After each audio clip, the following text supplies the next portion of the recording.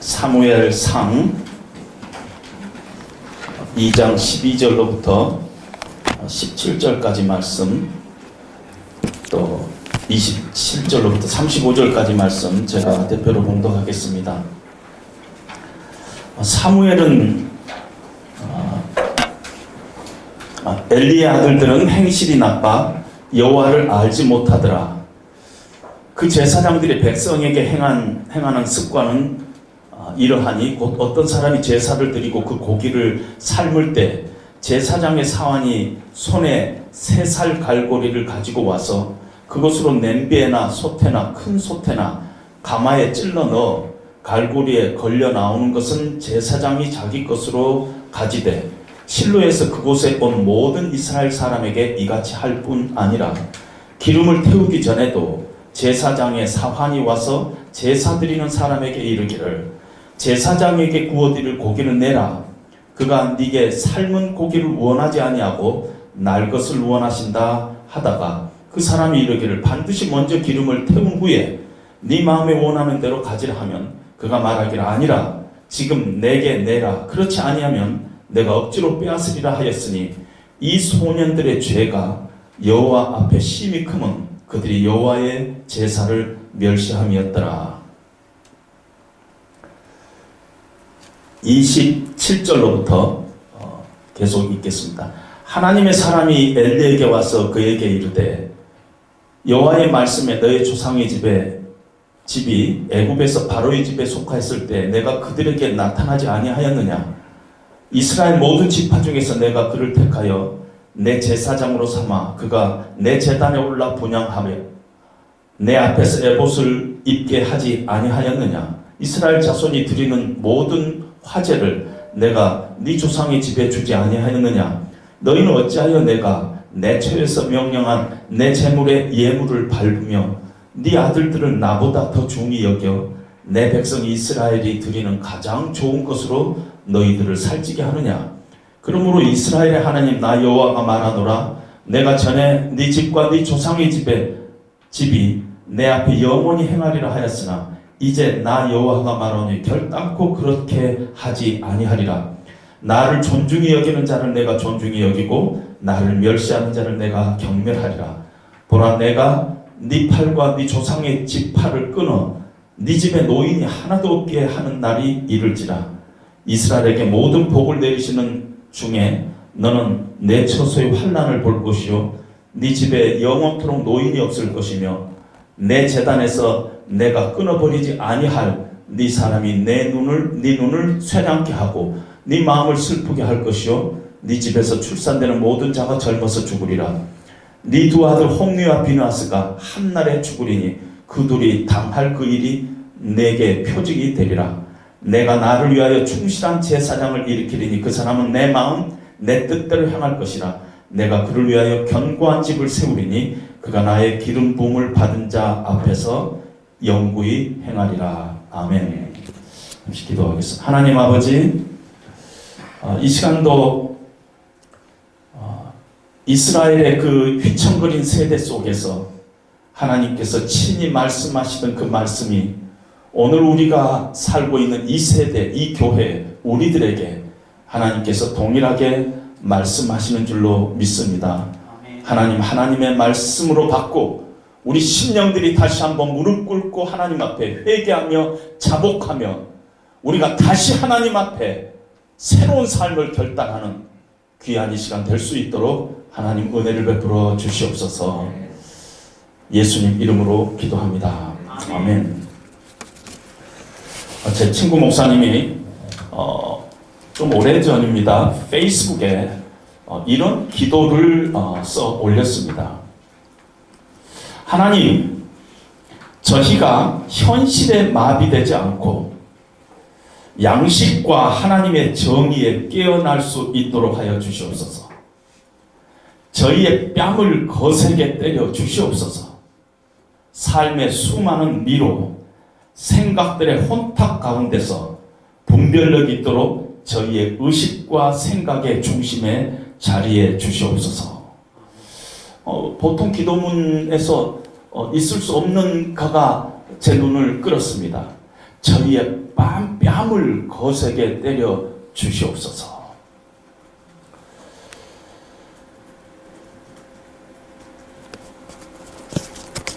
그러면서 정말 이 시대가 하나님께서 우리의 뺨을 때리는 그런 시대 속에 우리가 살고 있지 않나 하는 그런 생각을 하게 됐습니다. 여러분, 지금 최근에 우리 교회, 우리 한국의 교계가 문란해지는 것 같지만은 그렇지 않습니다. 십몇 년 전으로만 올라가 볼까요? 2003년도 10월 달에 동아일보 사회면에 나온 기사입니다. 경남 김해와 부산 등지에서 혼자 사는 여성을 골라 상습적으로 성폭행하고 강도짓한 전과 7범 43세 이모 씨를 경찰이 검거했는데 직업이 김해 모교의 목사라는 것이에요. 50 내지 60명의 작은 교회 목사였는데 신학교도 제대로 안 나온 사람이 목사를 하고 있더라는 것입니다. 2003년 10월 21일 같은 기간에 또 다른 사건이 터졌어요. 이번에는 내노라 하는 큰 교회, 한국의 감리교회, 세계에서 제일 큰 교회 목사인가도 몰라요. 교회 돈 30여 원을 부당하게 로비 자금, 총회장 나오는 로비 자금, 고소 합의금, 또 선거 자금으로 썼습니다. 검찰에서 징역 5년을 구형을 했습니다. 그런데 그 목사님의 답변이 이 교회는 나 없으면 안 되는 교회나 마찬가지다.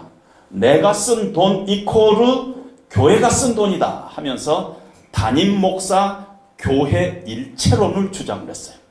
담임 목사하고 교회는 똑같은 것이다. 그런데 그때 세계적인 큰 교회 목사님을 구형하는 검사, 지금도 검사입니다. 그 검사가 누구냐 알고 싶으면 나중에 저한테 오시기 바랍니다. 그 구형 검사가 이렇게 얘기했어요. 교회는, 이게 지금 법정에서 검사가 구형하는 것입니다. 교회는 예수님의 피의 값으로 사신 그리스도의 몸이고 모형이며 담임 목사는 그중 하나의 지체일 뿐 교회의 머리는 예수 그리스도다 하고 검사가 얘기를 했습니다. 기독교계의 원로들이 이렇게 탄원을 했습니다. 김 목사는 한국 기독교계를 대표하는 종교 지도자니까 선처를 요구했습니다. 그럴 때 그 담당 검사가 또다시 답변을 했습니다. 종교 지도자라는 점 때문에 법의 적용과 처벌의 잣대는 더욱 엄정해야 한다. 이 사회의 빛과 소금의 역할을 감당해야 할 기독교계 지도자의 부패는 종교 부패로 이어지고 종교 부패는 필연적으로 치유할 수 없는 사회 전체의 부패로 다름질할 것이므로 이에 대한 엄격한 징치를 통하여 우리 사회의 마지막 남은 희망의 빛이 꺼지지 않도록 해야 된다. 검사가 그랬습니다. 그리고 검사의 마지막 논고, 여러분 이거 대단합니다. 예수 그리스도를 십자가에 못 박혀 죽인 대제사장 가야바와 안나스도 위선적으로 부패한 종교 권력자였으며 부패한 종교 권력은 진리마저도 십자가에 못 박을 정도로 위험할 수 있다는 교훈을 잊지 말아야 한다. 지금은 제가 이분을 찾아봤더니 검사장이 돼 있어요. 그래서 그분을 검찰에서 어떤 평가를 받고 있느냐 하고 봤더니 검찰 내에서 아주 신망이 높고 많은 후배 검사들이 존경하는 검사라 그러더군요. 제가 거기서 다 꽂히는 게 여수 출신이라 그것이 꽂혔습니다.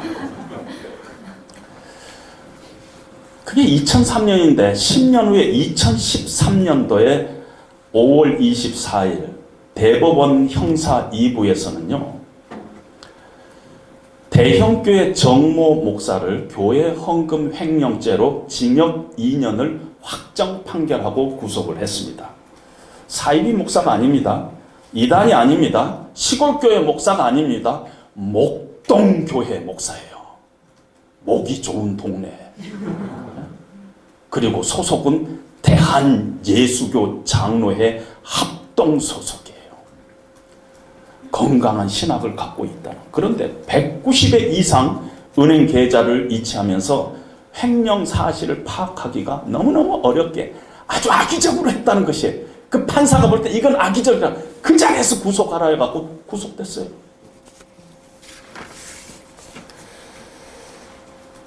(2014년도 2월 21일) 여의도에 있는 큰 교회 목사님을 검찰에서는 배임 탈세 혐의로 기소했습니다.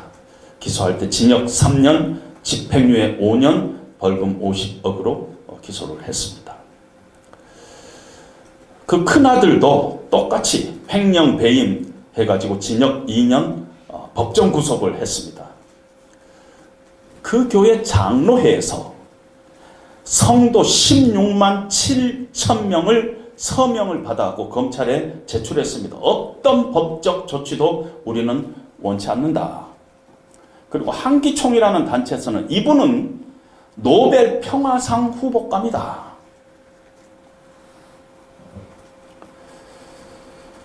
그러는 이후에 2017년도 5월 17일, 불과 얼마 안 됐죠. 대법원 상고심에서 징역형이 확정되었습니다. 징역 2년 6개월, 집행유예 4년. 여러분, 집행유예 하면은 이렇게 풀려나니까 사람들이 범죄사가 아닌가 그렇게 생각할지 모르지만 다 지금 국가 권력에 의해서, 이 법에 의해서 범죄자예요. 범죄자인데 그냥 풀어준 거예요. 온 가족이 부패와 비루에 연루되었는데, 제가 그 판결이 있는 후에 그 다음 주일에 그 교회에 들어가서 설교를 들었는데, 목사님이 화가 단단히 나가지고 강단에서 우리 가족 도둑놈이 아닙니다 하고 외치더군요. 제가 그걸 들으면서 야, 목사님 수준이 이제는 도둑놈 아니다는 수준으로까지 내려왔구나, 이런 생각하게 됐습니다. 금년 5월 이후에도 우리가 알다시피 엊그저께 우리가 이 포항에서 지진이 일어났잖아요. 종교인 목사들한테 과세한 것 때문이다 하고 어느 목사님이 설교했죠. 그리고 정말 대단한 교단에서 신문에 전면 광고를 내기를, 목사의 세금을 물은 것 때문에 기독교를 말살하게 됐다, 이렇게 얘기하고 있어요. 여러분, 기독교가 목사한테 세금 낸다고 말살될 종교다, 이 정도 수준이에요 지금. 장로교의 가장 큰 교회 중에 하나다는 교회가 교단법을 어기고 아들 목사에게 담임 목사직을 세습하는, 그래서 그 교단의 돈들을 많이 내가지고 갑질을 하고 있는 것들이 지금 신문지상에 막 나오고 있고, 우리 손봉호 장로님도 거기 가서 혼자서 지금 데몬스트레이션을 하고 있는 모습을 우리가 봅니다. 계속적으로 한국 교회가 이런 상황에 있는데, 한국 교회를 바라보면서 떠오르는 단어가 있어요. 부패, 변질, 타락, 탈선, 남용, 수치, 특권, 양의 탈을 쓴 이리, 이 정도 외에는 다른 게 떠오르지 않습니다. 그런데 기독교의 문제를 우리가 지적하면서, 교회의 문제를 지적하면서 특정한 교회와 어떤 목사의 문제를 우리가 지적하기도 하지만은 사실은 우리 모든 크리스찬들의 문제라는 것입니다. 어디서부터 잘못됐느냐? 기독교의 탈을 쓴 이리들이 문제냐? 아니면 우리가 문제냐? 우리도 큰 문제 중에 하나가 있다는 것입니다. 목사는 하나님께서 은혜의 도구로 하나님께서 사용하세요.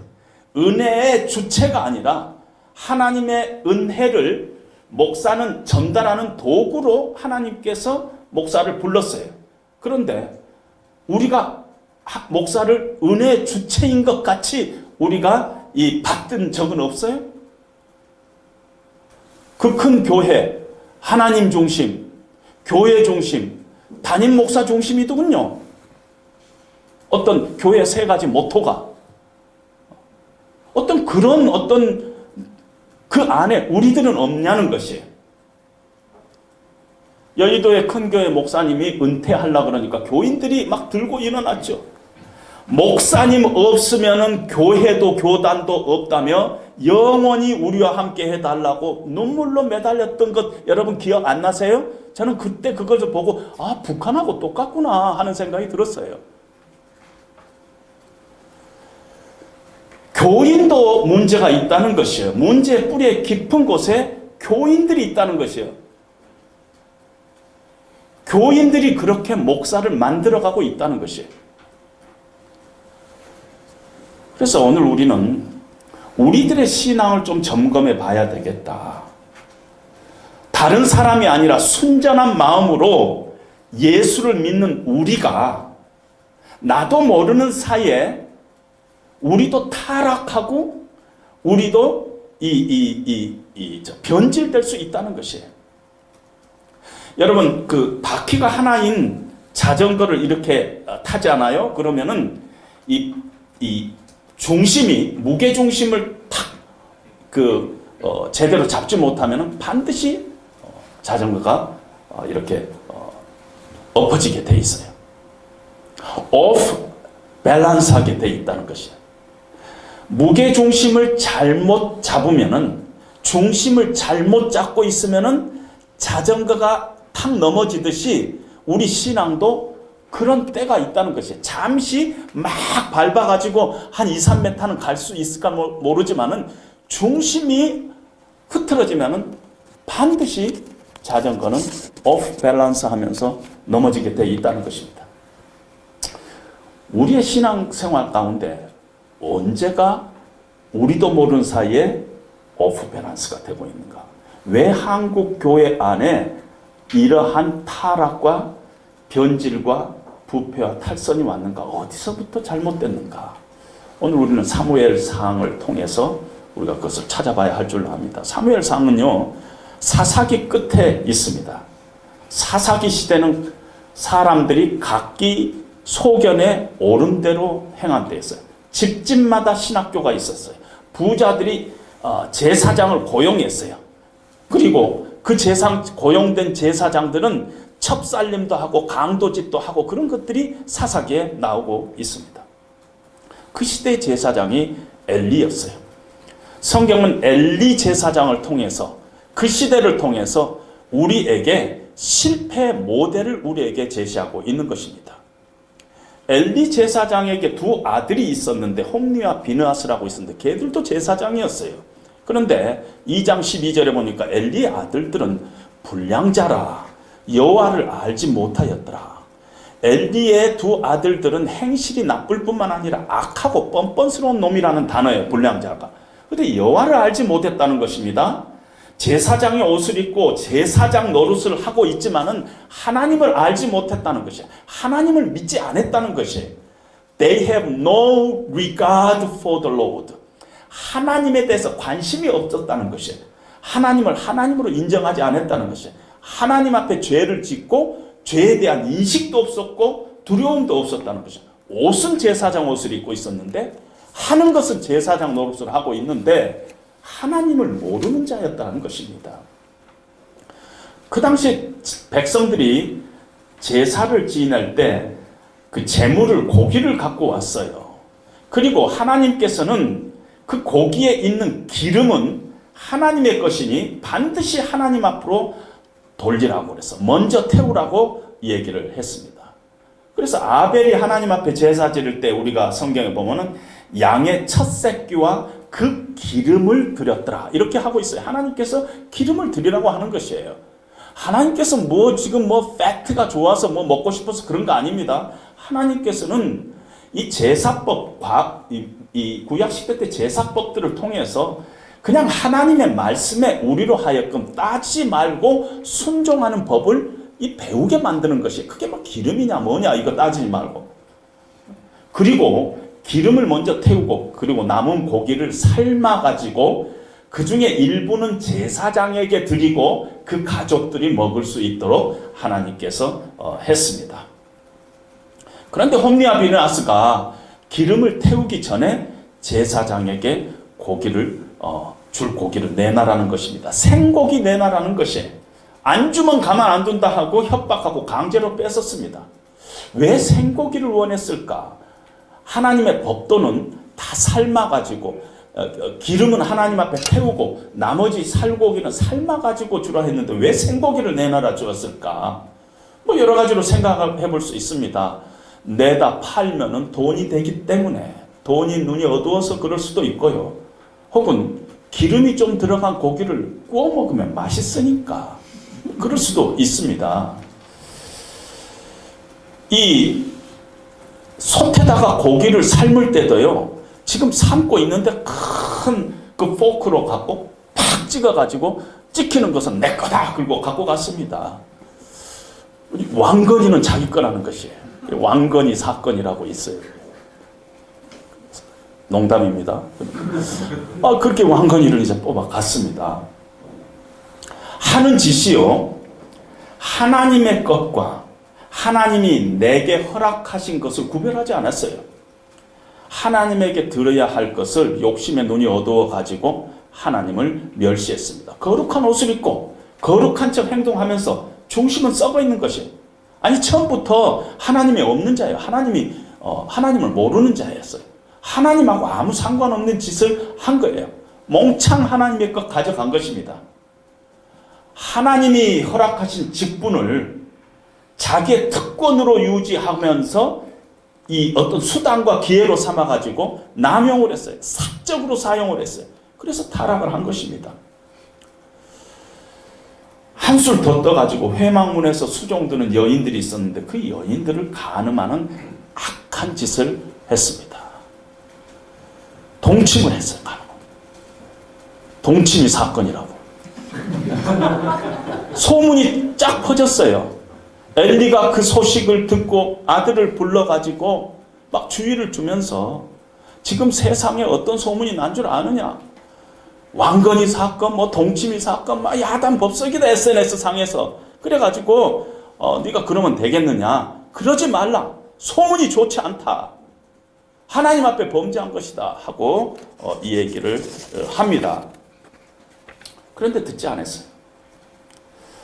제가 오늘 설교의 초점은요, 엘리의 두 제사장 홈리와 비느하스가 어떤 악한 짓을 했느냐가 아닙니다. 그건 하나님을 모르는 애들이니까 무슨 짓을 하는가 상관이 없어요. 지금 문제는 엘리 제사장이, 하나님을 분명히 믿는 엘리 제사장이 어디서부터 문제가 생겼느냐, 어디서부터 엘리 제사장이 변질되고 탈선되고 off balance 하게 되느냐는 것입니다. 그 첫 번째는 3장 1절에 보니까 여호와의 말씀이 희귀하여 이상이 흔히 보이지 않았더라. 그리고 3장 2절에 엘리의 눈이 어두워져서, 이런 표현이 있습니다.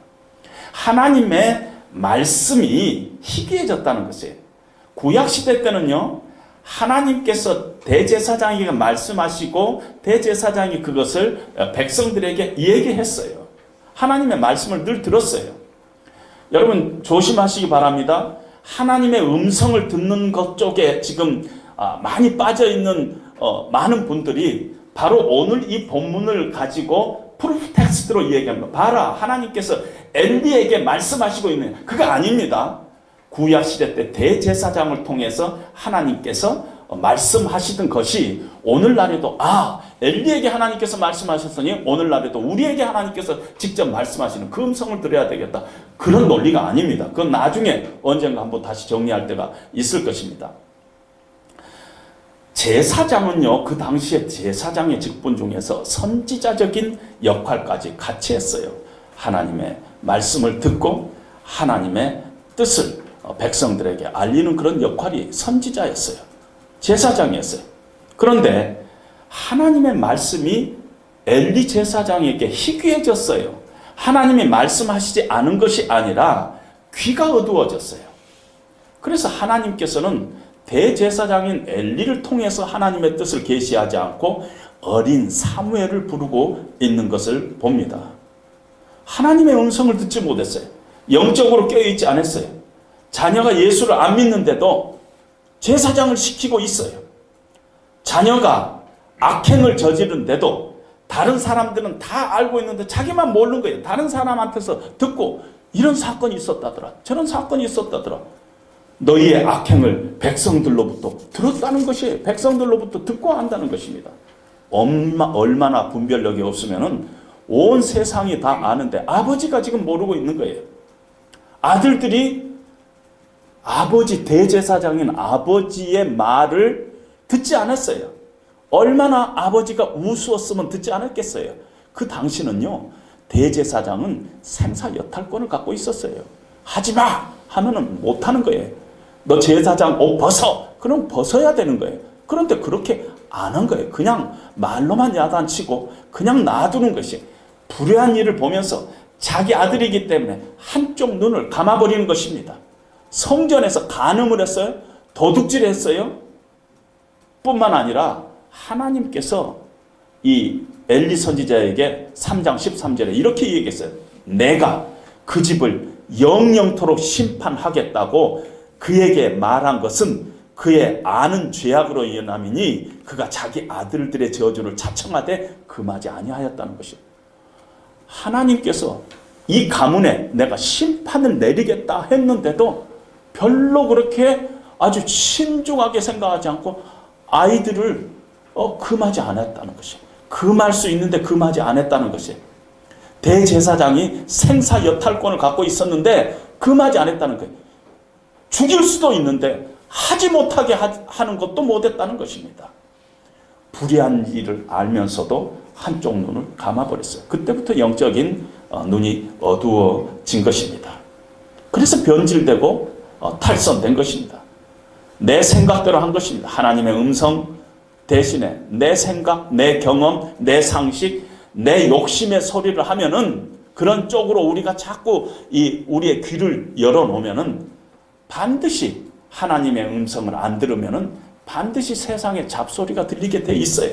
사람의 소리, 우리의 욕망의 소리에 귀를 기울이게 돼 있다는 것이에요. 그러면 반드시 우리에게 찾아오는 것이 하나님의 말씀이 내 심령 가운데, 내 삶 가운데 희귀해지는 것이에요. 진리가 진리다고 이 얘기를 하지 않고 불의한 일이 불의한 일이 아니다고, 불의한 일이라고 이 얘기를 하지 못하면은요, 비겁한 사람이 되고 주변의 사람들도 이미 알고, 그래서 점점 영향력이 떨어져 버린 거예요.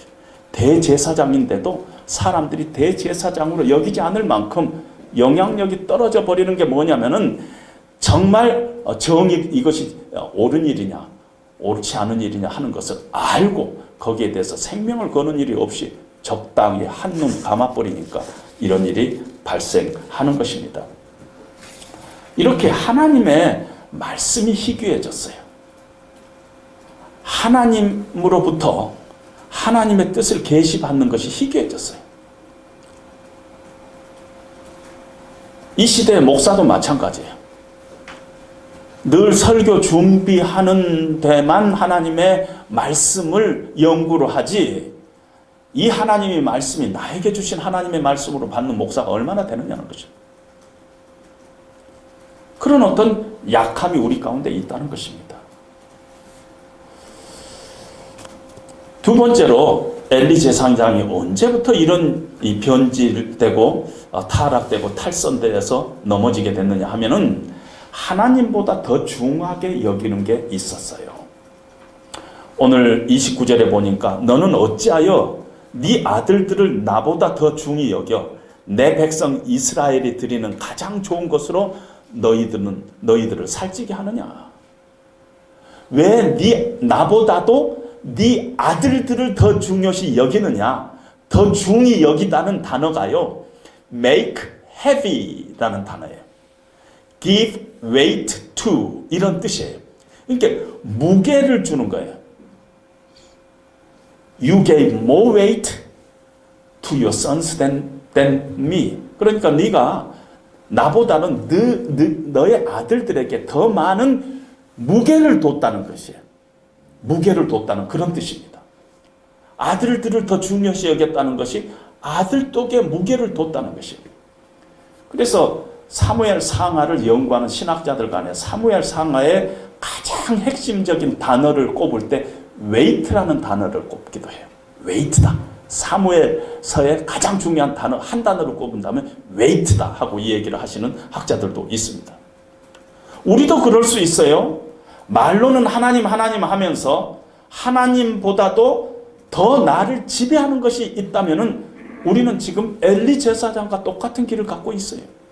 만약에 우리가 세상 사람들로부터 인정받고 출세하고 성공하고 명예를 얻고 그런 것들이 훨씬 더 중요하다면 우리도 하나님 하나님 하고 있지만은 우리도 하나님보다 하나님 아닌 것을 더 중요시 여긴다는 것입니다. 교회에서도요, 연말에 직분자를 이렇게 임명하고 이럴 때 교회가 이렇게 소용돌이 치는 거 아시죠? 교회 안에 투표하고 나면은 꼭 교회 떠나는 사람들이 있죠.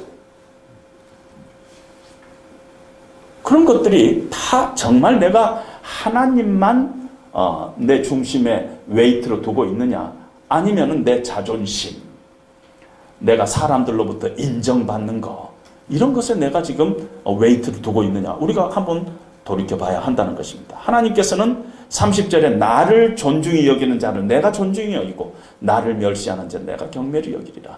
If you honor me, I will honor you. 하나님을 존중하냐 네가? 하나님에게 무게중심을 두냐? 그럼 내가 너를 존중하겠다는 것입니다. 그의 엘리 가문이 어떻게 됐느냐 하면은 결국 두 아들 홈니와 비느하스는 블레셋 전쟁에서 죽임을 당하죠. 하나님의 언약궤는 블레셋에 빼앗기는 수치를 당합니다. 엘리가 대제사장인 시절에. 그 소식을 듣고, 하나님의 언약궤가 뺏겼다는 소식을 듣고 의자에 앉아있던 엘리가 그 소식을 듣고 깜짝 놀라서 툭 떨어졌는데 목이 부러져서 죽었다. 그런데 성경은 그가 웨이트가 나간 연고라 그랬어요. 근데요, 그 웨이트는요, 우리 사람의 웨이트가 아니에요. 엘리의 그 중심에 하나님 아닌 웨이트가 그냥 가득 쌓여가지고 그 웨이트 때문에 하나님께서 그를 심판하는 것이라는 것이에요. 그 웨이트 때문에. 중심이 무너져서, 그 중심이 다른 걸로 무게가 가득 차여가지고 중심이 무너져서 떨어져서 목이 부러져 죽었다. 이렇게 얘기합니다. 우리도 엘리처럼 되기가 쉽습니다. 하나님의 말씀이 우리 안에 희귀해지면서 또 그래서 영적으로 눈이 어두워지고 영적으로 게을러지고 우리도 모르는 사이에 영적으로 비둔해지고 하나님께 웨이트를 두는 것보다 다른 것에 웨이트를 두고 내가 주인 삼는 것이 다른 게 있어요. 실제적으로. 그렇다면 우리도 동일한 엘리의 길을 갈 것이다 하고 성경은 얘기를 하고 있습니다. 엘리의 얘기가 아니에요. 오늘날 하나님 앞에 제사장들이 다 우리들이에요. 우리들을 하나님께서 두고 말씀하신 것입니다. 모든 믿는 크리스찬들이 바로 이제는 하나님 앞에 제사장이에요. 엘리 제사장처럼. 엘리의 이 얘기가 아니라 휘청거리는 시대, 휘청거리는 교회에 주시는 하나님의 메시지인 것입니다. 만약에 우리의 삶 가운데 하나님의 말씀이 지금 희귀하고 내가 은혜 가운데서 신앙생활 하지 못하고 말씀의 원리에 따라서 내가 행동하지 못하고 한순간순간 진리 가운데서 우리가 판단하고 행동하고 선택하지 못하고 자꾸 이상한 소리 듣고 이상한 목사님에 빠져가지고 그것만 이렇게 듣고 그건 다 지금 잘못된 것입니다. 제 이메일에도 최근에 어느 이메일이 와서 제가 지우지 않고 놔뒀어요. 몇 월 며칠 이제 하나님이 심판하러 오시니까 빨리 준비하세요. 준비하세요. 갖고 있어요. 그날 진짜 오는가?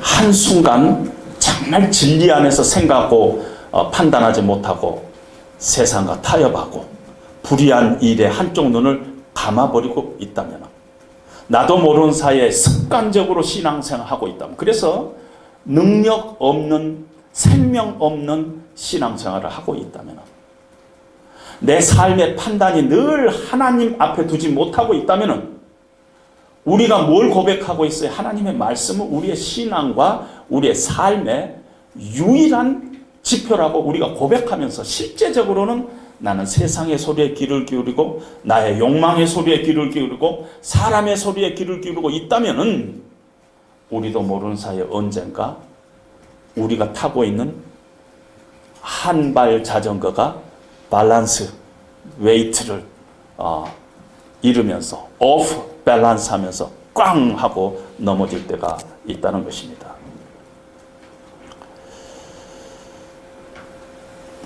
그것이 오늘 성경이 우리에게 주는 하나님의 메시지인 것입니다.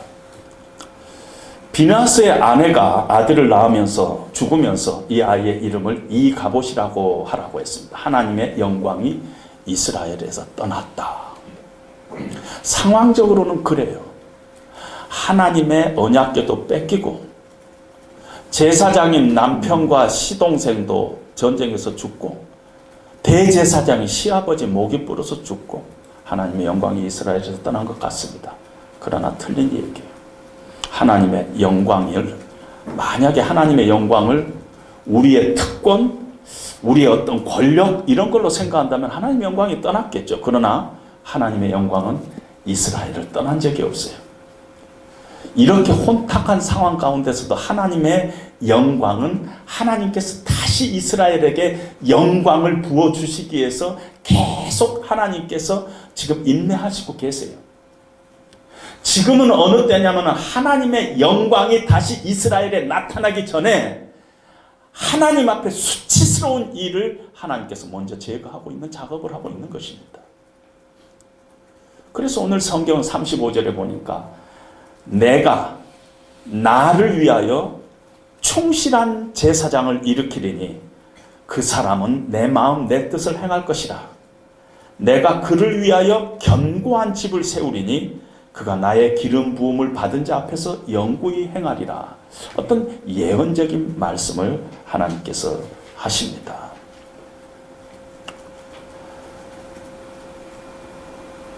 그리고 성경은 놀랍게도 엘리 가문의 수치스러운 일을 계속 기록하면서 곳곳에 중간중간에 문맥하고 좀 맞지 않게 사무엘의 이야기를 살짝 집어넣고 있어요. 2장 26절에도 보면은 사무엘이 점점 자라매 여호와와 사람들에게 더욱 은총을 받더라. 뭐 사무엘 이야기가 나와야 될 필요가 없는데 사무엘 이야기를 곳곳에 중간중간에 하나님께서 말씀하시면서 하나님께서 사무엘을 준비하고 있다는 것을 우리에게 보여주시고 있습니다. 하나님께 귀를 기울이고 있는, 하나님의 말씀대로 실천하고 있는 한 사람 사무엘을 하나님이 준비하고 계시고, 그 한 사람 사무엘을 통해서 이스라엘의 구원자를 하나님께서 예비하고 있는 모습을 우리는 보고 있습니다. 사무엘은 어떤 면에서 남는 자를 대표하고 있다고 볼 수가 있습니다. 오늘 이 시대에 교회가 다 타락하고 교회가 없어질 것 같은 그런 상황 가운데서도 하나님께서는 우리 가운데, 우리 한국 교회 안에 사무엘과 같은 교회를 하나님께서 지금도 허락하고 있다는 것입니다. 견고한 것은요, 하나님께서 견고한 집을 세우겠다고 했는데 견고한 집은 누가 세우냐면 하나님께서 세우세요. 견고함은 하나님 앞에 있어요.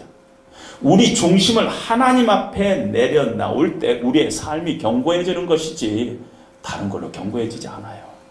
우리 신앙생활에서 하나님 앞에 우리의 무게를 내려놓을 때, 우리의 전 삶의 무게가 하나님 앞에 있을 때 우리의 삶이 견고해지는 것이지, 왜? 하나님께서 그러한 견고한 집을 하나님께서 만드시기 때문에 우리의 삶이 견고해진다는 것입니다. 하나님께서 이런 엘리 시대의 험악한 휘청거리는 그 세대 속에, 교회가 휘청거리고 있는 그런 상황 속에서 하나님께서는 사무엘이라는 사람을 하나님께서 뽑아서 준비시키고 있는 것을 봅니다. 한국 교회가 썩었다 그런 얘기를 하는데 곳곳에 정말 한국 교회를 부탁할 만한 그러한 교회, 그러한 목사님들이 있습니다. 페이스북에 한 선교사님이 글을 올렸습니다. 그 내용은 이런 것입니다. 신학대학교의 동기생이지만 나이가 몇 살 위여서 늘 형님 부르던 그 목사님이 자기 교회 선교 세미나로 자기를 초청을 했다는 것입니다. 그리고 목사님이 사역하고 있는 그 교회 목회 현장에 가서 자기 마음이 아주 숙연해지고 자꾸 눈물이 났다는 것입니다. 전북 어느 읍내 작은 교회, 그 교회 수십 명의 성도들을 가지고 십수년 동안 목회를 하시고 계신다는 것입니다. 그리고 그 목사님의 사역을 보니까 이런 분이 계시니 우리 한국교회가 이토록 세상에서 지탄을 받고 있지만은 아직 살아있구나, 아직 소망이 있구나 하는 생각을 가졌다는 것입니다. 지방의 작은 교회인데 그동안 몇 차례 서울의 안정적이고 규모가 큰 교회의 목사님께서 청빙을 받았는데 그 지역을 떠나지 않았습니다. 그 목사님은 성품이 온화하고 늘 웃고 호탕하고 따뜻한 마음을 갖고 있고 늘 하나님의 말씀을 잘 전하기 위해서 연구하면서 성도들을 참 형제같이 그렇게 사랑하고 있더라는 것입니다. 그날 저녁에 세미나를 마치고 교회에 붙어있는 사택에 들어가서 목사님과 함께 축구 경기를 봤다고 합니다. 근데 그 TV가 아파트 경비 아저씨가 무료함을 달래기 위해서 갖다 놓은 내 얼굴보다 조금 큰 고물 TV였다는 것이에요. 그리고 이 목사님은 교회에서 사례비로 100만 원을 받고 있고요. 나머지는 사모님께서 어린이집을 운영하면서 목사님께서 유치원의 기사로서 또 좀 봉사를 하면서 수입을 조금 얻어가지고 그렇게 생활하고 있는 이 교회인데 이 교회가 선교사를 파송하고 선교사 7분을 지원하고 있더라는 것입니다. 그 선교사님이 페이스북에 이렇게 썼어요. 목사님, 7월 말에 교회 수련회 강사로 제가 내려가기로 되어 있지 않습니까? 그런데 이번에 가서요, 목사님 사례비 안 받고 그냥 봉사하고 오겠습니다. 그리고 목사님, TV 사진 허락 안 받고 페이스북에 올려서 죄송해요 하면서 테레비를 이렇게 SNS에 올렸는데 정말 작더군요. 요만하더군요. 이런 목사님들이 우리 가운데 있다는 것입니다.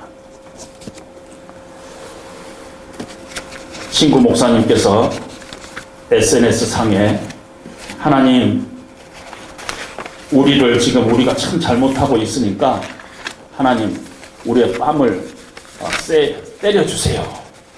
거세게 때려주세요. 했는데 사실 하나님께서 우리 뺨 거세게 때리면 큰일 나요. 우리 죽어요. 하나님 살살 때려주세요. 그러면서 우리가 빨리 하나님 앞에 우리 자신을 회개하고 하나님 우리가 잘못했습니다. 우리가 하나님 앞에 나가야 됩니다. 하나님께서 우리의 뺨을 치면 우리 다 죽게 되어 있는데 하나님께서 아직도 한국교회를 향해서 기다리고 또 기다리고 오래 참고 있는 것을 우리는 기억해야 될 줄로 압니다.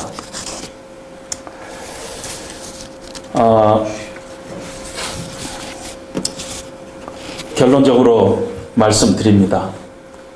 금년이 종교개혁 500주년인데요. 참 우리가 이 500주년을 어떻게 우리 한국 교회가 기념했는가 보면 참 답답하죠. 2017년도에 무슨 사건이 우리 가운데 일어났는가. 정말 지하에서 루터가 가슴을 치고 통곡하고 있을 것 같은 그런 현실이 우리 가운데 있습니다. 500년 전에요. 루터에게 큰 영향력을 미쳤던 신학자가 있는데 에라스무스라는 신학자가 있어요. 아마 여러분 고등학교 사회책에서 들어봤을 것입니다. 에라스무스가 이런 말을 했어요. 기독교가 미래에도 살아남을 수 있을까? 500년 전의 얘기입니다. 미래에도 살아남을 수 있을까? 그것은 평신도에 달려있다. 교회의 미래와 교회 개혁은 성경을 든 평신도에 달려있을 것이다 하고 예언적인 얘기를 했습니다. 여러분, 제가 이 설교를 준비하면서 우리 교회를 한번 바라봤어요. 여러분 마음속에 우리 교회를 보면서 다른 교회하고 자주 비교를 하죠. 이미 잘 갖춰져 있는 큰 교회. 그러면서 여러분 마음속에 참 우리 교회가 부족한 게 많다 이렇게 생각할 것입니다. 주일학교도 4명, 청소년부도 2명, 유아부도 2명. 그러니 우리가 이렇게 눈으로 보면 참 얼마나 부족한 게 많습니까? 그런데 저는 주님의 십자가 교회를 대단한 교회라고 생각합니다. 왠 줄 아세요? 이 교회 안에 우리들이요, 하나님의 말씀이 내 삶 가운데 희귀하지 않도록 애쓰는 교회예요. 하나님의 말씀이 내 신앙과 내 삶의 유일한 표지라고 믿고 그 말씀이 내 삶 가운데 희귀해지지 않도록 늘 애쓰는 모습이 보이고 있습니다. 뿐만 아니라 우리 교회가 세워질 때 우리 교회에 꿈들이 있어요. 개혁하는 교회였어요. 끊임없이 개혁하는 교회. 여러분, 우리 교회의 웹사이트에 가보면은 비전에 뭐라고 되어 있어요? 한국 교회 잘못된 관행들을 개혁하는 교회. 이것을 우리가 목표로 하고 있어요. 뿐만 아니라 평신도가 주체적으로 참여한 교회.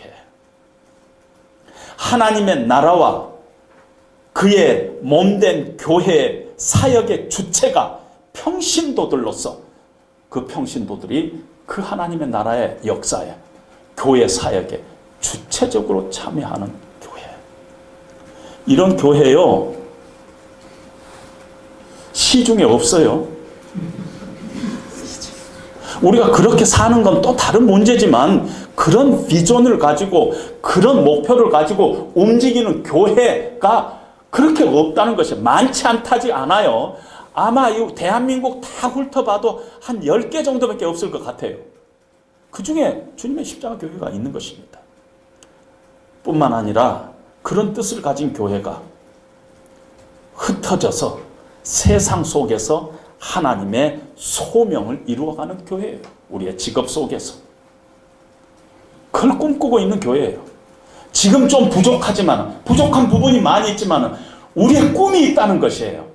이 세대, 500년 전에 에라스무스가 얘기한 대로 미래의 교회는 성경을 든 평신도에게 있다. 우리가 그런 목표를 가지고 우리 교회가 시작하고 있어요. 부족한 게 좀 있어요. 그러나 하나님이 주시는 꿈을 가지고 우리 교회가 지금 움직이고 있어요.